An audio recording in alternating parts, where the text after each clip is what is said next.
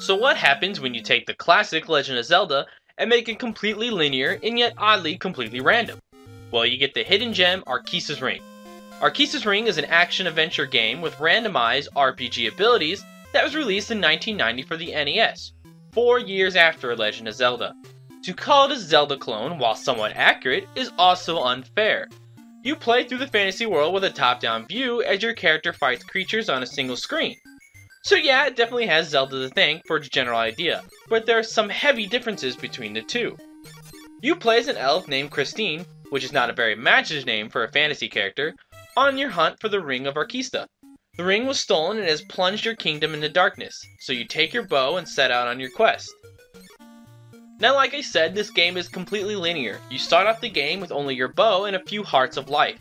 As you kill each enemy on the screen, you basically progress the screen, either making a hidden enemy appear, or just clearing the screen until the key appears, which allows you to move on to the next level. Generally, you just move from the top to the bottom, or bottom to the top. As you go through the game, you'll come across some different enemies, all progressing in difficulty. You'll see things like dogs, trolls, ghouls, slime, skeletons, and even ninjas. Most of them aren't really all that troublesome, though some of the more eccentric movers like dogs can be annoying. But the ninjas later in the game suck. They move super fast on the screen, jumping over every barrier and crowd you something fierce. But outside of them and the occasional boss, you don't have too much to worry about. Now, to fight these enemies, you have some items you can come across, and here's where the game is completely random. After you kill an enemy, occasionally a bag will be dropped.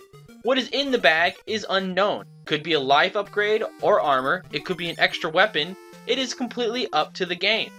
What you can get is a wand that shoots fireballs or a magical item that clears the screen of enemies. You can even get an item that makes the ninjas bow to you temporarily so you can kill them with a little more ease. Now, with all these elements and styles of different gameplay, it's hard to imagine any more, but really there is, as it even has an arcade feel to it. Like many of those arcade games and their ports to the NES, this game loops and gets harder with each loop. Your first game is 32 levels, at which point you'll fight the final boss and basically win the game and get the ring back. After the story wraps up, you start back at the beginning of the game, and this time it's twice as hard. You do this 4 more times before you successfully beat the game. This makes for a great arcade-style challenge of just seeing how far you can go in one sitting. It is not a fantastic game, but it is a gem that provides fun, quick gameplay, and it's certainly worth a try. I'll see you next time!